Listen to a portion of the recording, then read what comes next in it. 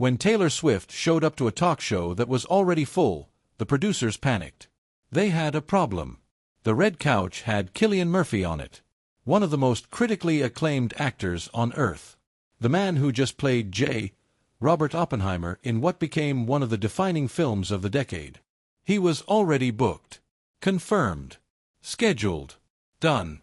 And so was Domhnall Gleeson, Irish actor, son of Brendan Gleeson, a man whose quiet precision on screen has built one of the most respected careers in contemporary cinema. Also already booked. And Greta Lee, the actress whose turn in past lives became a cultural landmark. Already on the couch. And Jodie Turner-Smith, actress, model, force of nature. Already confirmed. And the musical guest, Lewis Capaldi, the Scottish singer-songwriter who took a mental health break from music after years of intense touring and came back with one of the most anticipated returns in recent music history. Already on the schedule. Every seat on that couch was taken. The show was full. Graham Norton's BBC talk show, one of the most sought-after seats in British television, was completely, totally, entirely booked. And then Taylor Swift called. Not her team. Not a publicist making inquiries. Word came back from Taylor Swift herself. She wanted to be on the show. The album was coming out that day, October 3, 2025. The Life of a Showgirl, her 12th studio album, was dropping on the same day the show was taping. She wanted to be there. Last minute. Completely last minute. The show was fully booked and she wanted in. The producers had a decision to make. And the decision they reached, quickly, inevitably, was that somebody was going to have to go. You cannot add Taylor Swift to a talk show couch and not remove someone. That is not how physics works. You bumped someone. You call them, you explain, you apologize profusely, and you tell them Taylor Swift is taking their spot. It happens. It has happened throughout television history. The bigger name arrives, the smaller name goes home. That is the brutal, simple arithmetic of the entertainment industry, and everyone in it understands it. They started thinking about who to call. And then word came back from Taylor Swift. Not from her management. Not from Tree Payne, her legendary publicist. From Taylor herself. The message was delivered back to the producers of the Graham Norton show with complete, unchallengeable clarity. No one must be bumped. 4 words. An instruction. A condition of her appearance. She would come. She would be on the show. She would promote her album on the day it was released. But she was not doing it at anyone else's expense. She was not arriving to take someone's seat. If she could not be added to the show without removing someone, then the conversation was over. No one must be bumped. And here is the thing about that request that makes it so remarkable. Taylor Swift is, by any objective measure, the most commercially powerful musical artist on the planet. She has broken more records and generated more revenue and commanded more media attention than any other single entertainer of her era.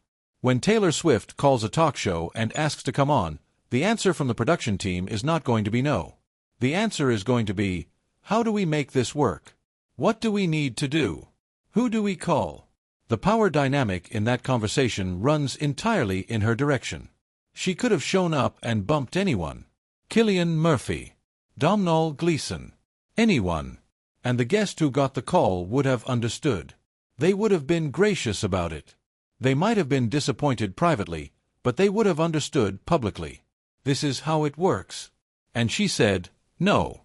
Nobody moves. I come in addition, or I don't come at all. Graham Norton revealed this story in an interview with British GQ, and when he told it with the amused wonder of someone who still cannot quite believe it happened. He said, the show was fully booked. She was a very late booking. So we thought, we're going to have to bump somebody. Word came back from Taylor, no one must be bumped. He said it landed. It landed completely. Nobody was bumped. And what happened next is the part of this story that moved from remarkable to extraordinary. Because she didn't just show up and be Taylor Swift on a couch next to some famous people and then leave. She actually paid attention.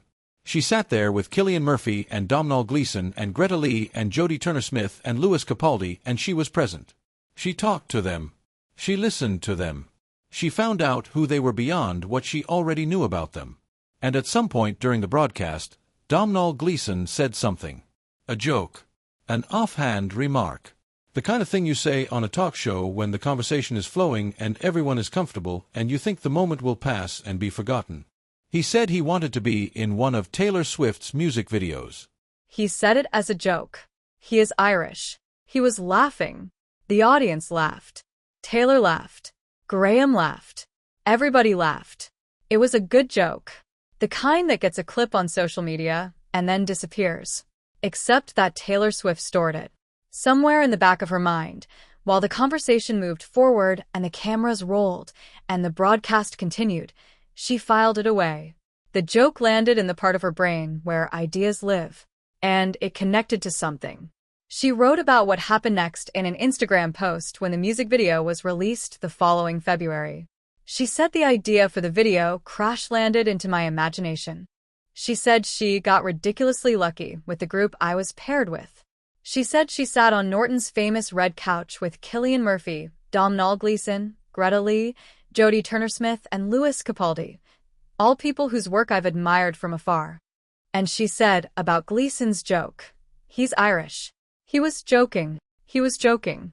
And she cast him as her love interest in the music video. That is the story of the Opalite music video, one of the singles from the life of a showgirl. The video that was released on February 6, 2026, and immediately became one of the most talked about music videos of the year. Not because of the song, though the song hit #1 on the Billboard Hot 100, but because of who was in it. Everyone from the Graham Norton couch. Domhnall Gleeson as Lonely Boy, Taylor Swift's love interest in the video, the man whose only companion is a miniature cactus until a mysterious product called Opalite changes everything. Lewis Capaldi as the greatest mall photographer to ever do it, clicking away behind a camera in the kind of role that only Lewis Capaldi, who has always had perfect comedic timing and zero concern for his own dignity, could fully commit to.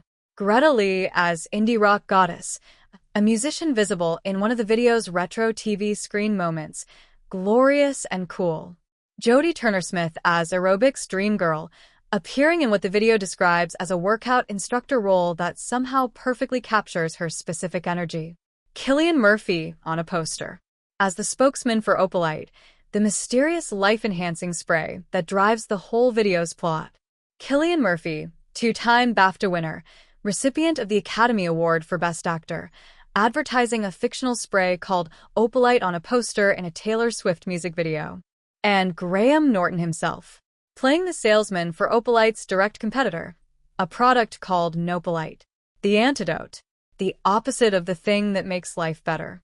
Graham Norton, who runs one of the most successful talk shows in British television history, in a Taylor Swift music video as the salesman for Nopalite. Taylor described the whole video concept as being like a school group project but for adults, and it isn't mandatory. She said to her delight, everyone made the effort to time travel back to the 90s with her and help with the video. She called Norton insanely charismatic and lovable. She said she felt lucky to have been paired with that specific group of people on that specific night. But the luck was not accidental. The luck was created by a decision she made before the show even started. The decision that nobody would be bumped. The decision that she was not arriving to take someone else's place. That decision is what put her on that couch next to those specific people. That decision is what led to the conversation. That decision is what led to Gleeson's joke. And that joke is what led to the video that became one of the most viewed pieces of music content of early 2026. She made the video because she made the request. And she made the request because she is the specific kind of person who makes that kind of request. Now let's go deeper into who those people were.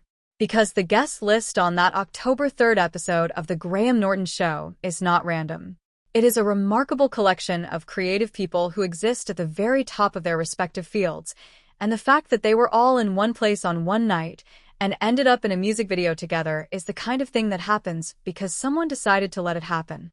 Cillian Murphy. Since Oppenheimer, he has been in a different category. He won the Academy Award. He went from being the extraordinary actor that people in the know had been talking about for 20 years to being the actor that everyone everywhere talks about. His face on a poster for a fictional product called Opalite in a Taylor Swift music video is one of the most delightfully absurd creative decisions of the year. Domhnall Gleeson, the son of Brendan Gleeson, but long since his own thing. He has played everything from the lead in About Time, to General Hux in the Star Wars sequel trilogy to intimate, devastating roles in smaller films that his fans treasure. He is one of the most technically accomplished actors of his generation. And he made a joke on a talk show about wanting to be in a Taylor Swift music video. And she cast him as her love interest in a video where their characters are lonely people who find each other through a magical spray that transforms a cactus into a person and a rock into a companion. The cactus and the rock. Those are the symbolic best friends of their respective lonely characters in the video.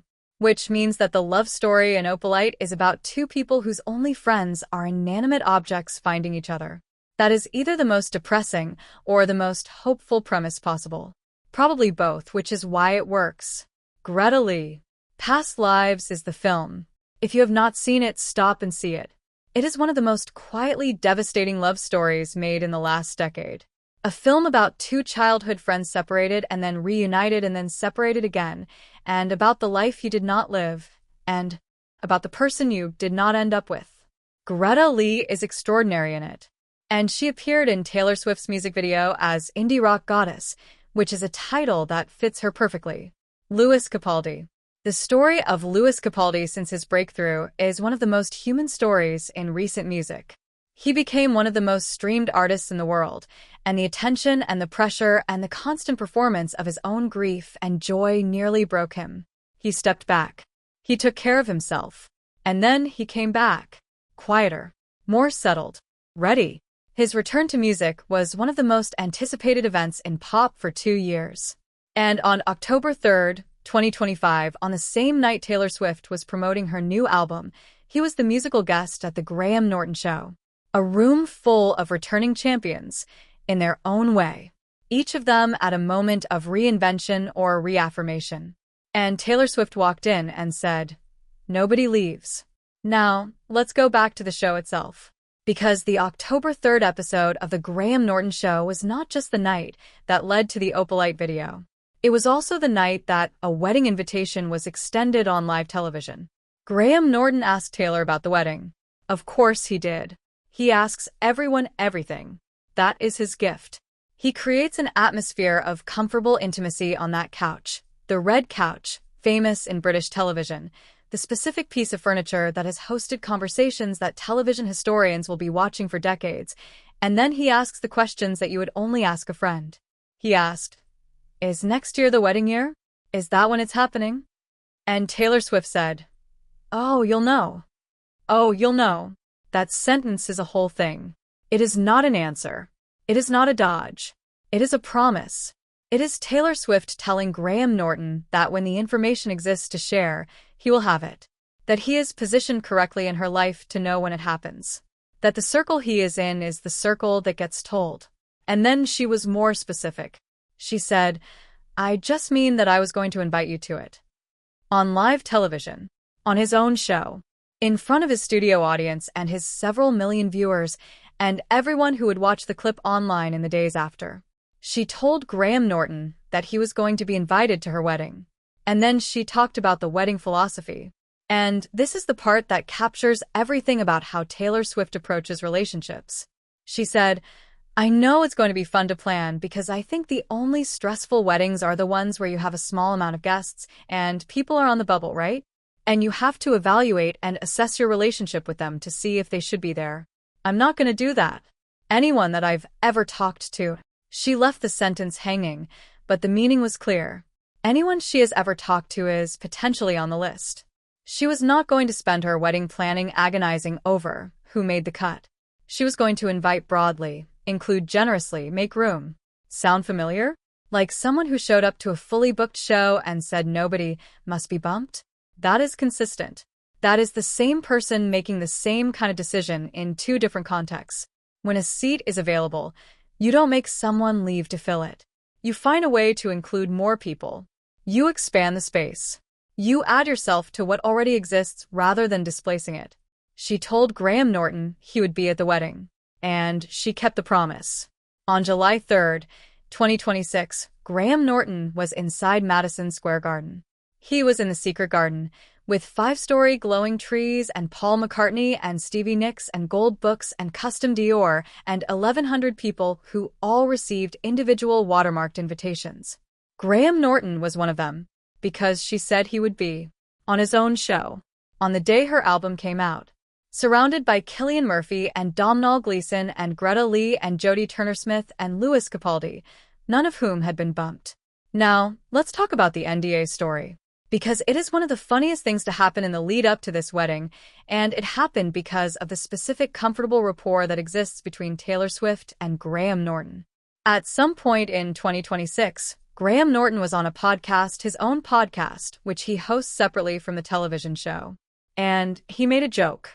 He said, in the casual, throwaway style of someone who assumes the audience understands the register, "Oh, I've signed so many NDAs for the wedding."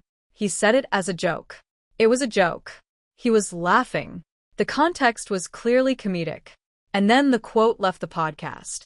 It arrived in America, as British jokes sometimes do, stripped of a specific tone and inflection and laughing context that made it obviously a joke. And American entertainment media reported it as fact. Graham Norton confirms he signed multiple NDAs for Taylor Swift's wedding. The internet ran with it. It became evidence. It was cited in articles about the wedding's security protocols. It was discussed on entertainment news programs as a genuine confirmation of the NDA policy. And Graham Norton had to clarify.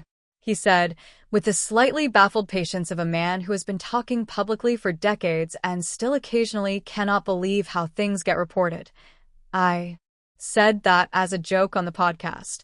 I said, oh, I've signed all these NDAs, and then it started getting reported as a serious thing in America. I didn't say cut that out because I thought it was so obviously a joke." He thought it was obviously a joke. He didn't ask to have it edited out. He didn't think for a moment that it would be taken seriously. And it was taken seriously. Reported as fact. Cited as confirmation. The clarification came later and corrected the record, and the internet briefly recalibrated and moved on to the next thing. But here is the detail within the detail. The reason the joke landed as possible truth was because the whole premise of it was plausible. NDAs at Taylor Swift's wedding were real. Watermarked invitations were real. A multi-layer security apparatus was real. When a joke about signing multiple NDAs gets reported as a fact, it does so because the underlying premise, extreme privacy measures at this wedding, was completely true.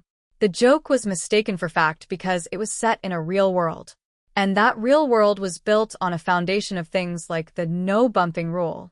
On the understanding that the way Taylor Swift operates is intentional and specific and protective in ways that create an environment where an NDA joke can plausibly be mistaken for confirmation. Now, let's go back to February 2026. Because something happened in February that gets almost no attention in the broader coverage but is, in its small way, one of the most entertaining moments in the lead-up to the wedding. The official Twitter and X account for the Graham Norton show posted a tweet. Just a tweet. An excited tweet, the kind that a fan account might post, except that this was the official account for one of the most watched talk shows in Britain.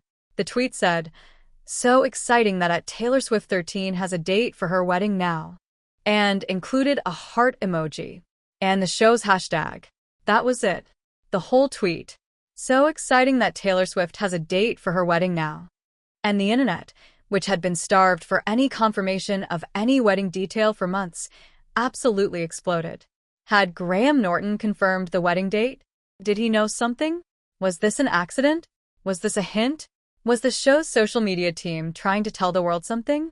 The tweet was posted after the show's Best Bits episode recapped Swift's October 2025 appearance, including the clip where she told Norton he would know when the wedding was happening.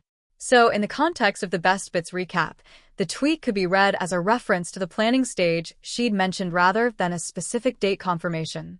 But nobody was reading it in that context. They were reading it as confirmation. As Graham Norton, the man who had been promised an invitation and attended the wedding and came back on the other side with a knowledge of exactly what happened, signaling that the date was set. He knew.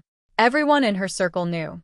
And the show's social media account, in one enthusiastic tweet, sent fans into one of the most sustained frenzies of the pre-wedding speculation period. No date was confirmed. The tweet did not provide a specific day or month, but it confirmed, for anyone who needed confirming, that the planning was advanced and real and moving towards something specific. She had a date for her wedding now. Now, let's come back to what Graham Norton said about that October show in British GQ. Because in addition to the no-bumping revelation, he said something else that captures the entire story in one sentence. He said, "That was a good show to be on because everyone ended up in the Opalite music video." Everyone. Everyone. That is the key word. Not some of them. Not the ones she liked best or got along with most or found most professionally useful. Everyone who was on that couch ended up in the video. Cillian Murphy, Domhnall Gleeson, Greta Lee, Jodie Turner-Smith, Lewis Capaldi, Graham Norton himself. Every single person who was already there when she showed up, because she told them nobody would be bumped. And she honored that. And then she went further. She didn't just show up and sit next to them and promote her album. She absorbed them. She incorporated them into her creative work. She turned a talk show appearance into the casting session for a music video that became one of the most widely watched videos of the year. That is an extraordinary thing. To sit on a couch with 5 people you have never met, to tell them before you even arrive that you will not displace any of them, and then to watch what happens when you are actually in the room together, and to find that what happens is ideas, creative sparks, opportunities, a joke that becomes a casting decision, a night that becomes a video that becomes a #1 single. She did not bump anyone, and she rewarded everyone who stayed, and she invited the host to her wedding, on his show, and kept the promise. Now, let me tell you what all of this tells us about Taylor Swift that the headline version of her story doesn't always capture. Because the headline version is about albums and records and tours and fame and relationships and public moments. And all of that is true. All of that happened. But the no-bumping rule tells you something different. Something smaller and more important. She walked into a room that was full and said, "I will not take what belongs to someone else. I will find another way. I will be added, not substituted. I will make more space rather than displacing the space that exists." And then she honored it. She sat on the couch. She listened. She paid attention. She heard a joke and remembered it. She thought about what she could make out of what she'd been given. She went home, and at some point the idea crash-landed into her imagination, as she described it, and she called Domhnall Gleeson and Lewis Capaldi and Cillian Murphy and Greta Lee and Jodie Turner-Smith and Graham Norton and said, "Want to make a music video?" And everyone said yes. Because that is what happens when the person asking is the one who made sure you didn't get bumped. The trust is established before the ask. The relationship is real because the first decision was generous. When she calls and asks you to time travel back to the 90s and play Aerobic's Dream Girl in a 90-second cameo for her music video, you say yes. Because she already showed you who she is. Before the cameras rolled. Before the broadcast started. Before anyone in the public knew she was going to be on the show at all. She said no one must be bumped. And she meant it. And then, months later, at a wedding that required 1,100 people to sign non-disclosure agreements and surrender their phones and accept individual watermarked invitations, Graham Norton was in the room. The man from the red couch. The man who told millions of viewers that he had signed so many NDAs, while laughing at a podcast, who had to clarify that it was just a joke, who had watched the interview clip be recapped on a Best Bits episode, and had the show's social media team tweet breathlessly that Taylor had a date for the wedding. He was inside Madison Square Garden. In the secret garden. In the room with the 5-story trees. With Stevie Nicks and Paul McCartney and the gold books and the Dior gowns. With the 1,100 people who were there, because she decided they should be. She told him he would be there. She said it on his own show. And she meant that too. The no-bumping rule. The wedding invitation extended on live television. The music video that grew from a joke. The NDA tweet that became a crisis communications moment. The Best Bits recap that launched 1,000 theories. All of it comes back to one thing. One decision made before the first camera rolled on October 3rd, 2025. No one must be bumped. She is the person who makes that decision. Not just once. consistently.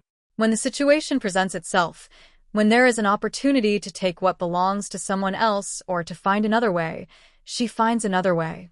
Every time. And the people who were already on that couch? They all ended up in the music video. And the host? He was at the wedding. Trust is everything. She said so herself about the people who broke their NDAs afterward. And she built the trust before she ever needed it. She built it with 4 words. No one must be bumped. Stay with us. Because this story says something important about the most famous woman in the world. Something the headlines don't always have room for. She is generous. Before the cameras. Before the credit. Before anyone is watching. And she always keeps the promise. Now let me go deeper into the Opalite video itself. Because the story of how it was made is remarkable, but the content of what was made is worth sitting with. The video opens with a commercial. A hilariously chipper infomercial for a product called Opalite, a spray that promises to fix whatever is wrong with your life. The commercial stars Cillian Murphy as the spokesperson, the Academy Award winner. The man who played J. Robert Oppenheimer with such devastating precision that the performance is already being discussed in film schools. Staring directly into a camera, grinning, telling you that, hey pal, why so glum? Have you been feeling unsatisfied in life? It is the funniest thing Cillian Murphy has appeared in a decade, and he committed to it completely. Taylor herself plays Lonely Girl. A 90s aesthetic version of herself, yellow scrunchie, overalls, paper fortune teller, a friends forever friendship bracelet she has made for her pet rock because her best friend is a rock. She is folding the fortune teller. She is hanging from playground bars. She is profoundly, peacefully, contentedly alone except for the rock. She sees the Opalite commercial. She orders a bottle. And across town, Domhnall Gleeson is Lonely Boy. His best friend is a miniature cactus. He takes it everywhere. The cactus goes to dinner with him. The cactus is his +1. He orders Opalite too. When the spray hits the cactus, it transforms into Taylor Swift. When the spray hits the rock, it transforms into Domhnall Gleeson. And suddenly the 2 lonely people, who each had an inanimate object as their only companion, find each other. They go to the mall. Louis Capaldi photographs them. They win a dance competition judged by Cameron Saunders. They attend a Christmas party where Austin Swift, Taylor's actual brother, appears in a gray sweater. At the end, the cactus and the rock, restored to their original form, sit together contentedly. Because even the companions that brought them to each other deserve a happy ending. It is simultaneously absurd and moving. A music video that manages to be a comedy, a romance, and a meditation on loneliness and connection, all in under 4 minutes. Shot in a 90s aesthetic so specific and loving that it feels like it was excavated from a VHS tape rather than produced in 2026. Taylor described the concept, in her Instagram post when the video dropped, as something she just grabbed. I just saw something bright and shiny come in front of me, and I grabbed it. She said her favorite part of writing is that first spark of an idea. She said it can happen at any time, for any reason. And on October 3rd, 2025, it happened on a red couch in a BBC studio because an Irish actor made a joke and she was paying attention. He was joking. She cast him. And Gleeson, for his part, did the thing with the full commitment of an actor who understands that comedy requires seriousness. His Lonely Boy is genuinely affecting. A man who takes his cactus to dinner with the care and affection of someone who truly values the relationship because he has no other option. There is something quietly heartbreaking in it before the Opalite arrives. And then there is something quietly joyful when the cactus becomes a person and he and the person go to the mall together. Taylor Swift wrote, directed, and starred in this video. The idea came from a talk show couch. The cast came from the other seats on that couch. The execution came from her. And the result was one of the most genuinely inventive music videos she has made since the peak era of big concept storytelling that defined her earlier releases. Norton called it correctly. That was a good show to be on. Now, let me go back to something I want to make sure gets its full due. The relationship between Taylor Swift and Graham Norton over the years. Because it is not new. It did not begin in October 2025. It has been building, slowly, over a decade and a half of appearances and conversations, and the specific kind of rapport that develops when two genuinely funny, genuinely warm people keep finding themselves in the same room. Taylor appeared on The Graham Norton Show in 2013. She was 23 years old. The Red Album era. The early superstar period, when it was still becoming clear what she was going to become. Norton Show was already one of the most beloved talk shows in Britain, and Taylor sat on that couch and was funny and self-aware and delightful in the way she has always been in the right environment. She came back in 2014, in 2019 during the Lover era, in 2022 for Midnights.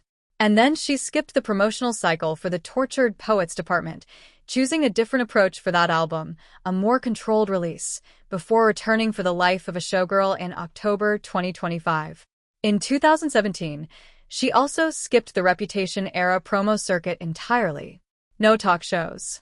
No interviews. No public appearances beyond a few strategic ones. She went quiet, strategically, deliberately, and then re-emerged. It is a pattern she has used multiple times, the strategic withdrawal followed by the carefully staged return. The Graham Norton Show has been part of the return, multiple times. Because something about that couch, that format, that host works for her. Norton does not push. He does not perform aggression in an effort to seem like a real journalist, asking the hard questions. He creates space. He is genuinely curious. He has a room full of people who have had a few drinks and are in good spirits, and he moderates the conversation with the ease of someone who has been doing it for 30 years. And Taylor Swift, who is remarkably guarded in many contexts, opens up in that space. She talks about the engagement. She extends wedding invitations. She describes her album as coming from the most infectiously joyful, wild, dramatic place she has experienced in her life. She is present and specific and real. That is what Norton has created. A room where famous people come to be honest. And Taylor Swift keeps coming back because she trusts the room. Now, let's talk about what the October 2025 appearance meant in the context of the album. Because The Life of a Showgirl came out the same day as the show aired, which is a specific, deliberate, coordinated choice. You release an album on a Friday, and you are on television that same evening, and the conversation about the album begins on the show and flows into the weekend when the streaming numbers are being established. She announced the album in August 2025 on the New Heights podcast, immediately after Travis proposed in the garden. She said it comes from the most infectiously joyful, wild, dramatic place she was experiencing. She said that effervescence has come through on this record. She called it the record I've been wanting to make for a very long time. The Life of a Showgirl debuted with 2.7 million equivalent album units in its first day. By the end of the first week, it had sold 4 million copies. These are numbers that most artists in any era of music could not reach in a career, let alone a week. The album broke streaming records. It broke sales records. It went to #1 in every English-speaking country simultaneously.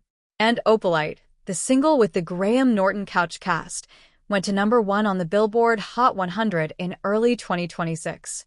A 90-second couch moment joke becoming a chart-topping cultural phenomenon through the specific alchemy of Taylor Swift's attention and follow-through.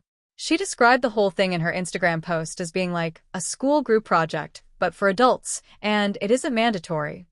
She said to her delight, everyone made the effort to time travel back to the 90s. She said she felt lucky. The luck was earned. The luck was made by saying nobody gets bumped. Now let me tell you about what happened in the weeks between the October appearance and February video release. Because Graham Norton was not a passive participant in the growing excitement around the wedding and the album. In February 2026, Norton's show recapped the October appearance in a Best Bits episode. They aired the clip of Taylor inviting him to the wedding. They aired the clip of her talking about not wanting anyone to be on the bubble. They packaged it as a warm throwback to one of the best episodes of the season. And then the show's official social media account posted the tweet. The excited, breathless, no context provided tweet. So exciting that Taylor Swift has a date for her wedding now. With a heart emoji. And the show hashtag. And the world stopped. Because here is how that tweet landed.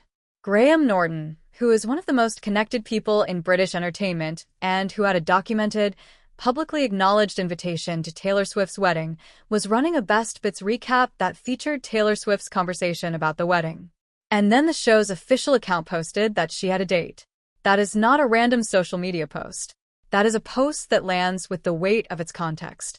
The show that featured Taylor's wedding discussion, the host who was invited to the wedding, the account that is associated with him, posting that she has a date. Everyone assumed he knew. Everyone assumed this was confirmation from the inside. The theories proliferated. Summer was guessed. July was guessed. The 4th of July weekend was guessed. Madison Square Garden was guessed. Some of the guesses were right. And then July 3rd arrived. And the purple lights came on. And the Empire State Building went blue. And Justin T. married, lit up across the biggest arena in New York. And inside, Graham Norton was in the room. He was at Taylor Swift's wedding. He was at the wedding he had been publicly promised at the time when the invite was extended, on his own show, on the day her album dropped, beside people who had been told they wouldn't be bumped.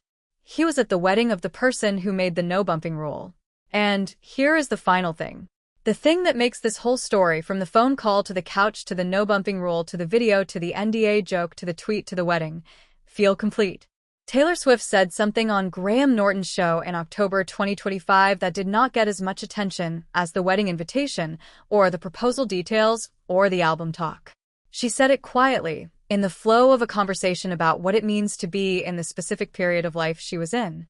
She said, "I just saw something bright and shiny come in front of me, and I grabbed it." She said it about the Opalite video idea, about the creative spark that landed on the couch. But she was also, in that moment, describing something larger. A disposition toward the world. A way of moving through life that notices what is in front of it and reaches for it, immediately, without overthinking, before the moment passes. Something bright and shiny came in front of her, and she grabbed it. Travis Kelce went to her concert with friendship bracelets and his phone number. Something bright and shiny came in front of her.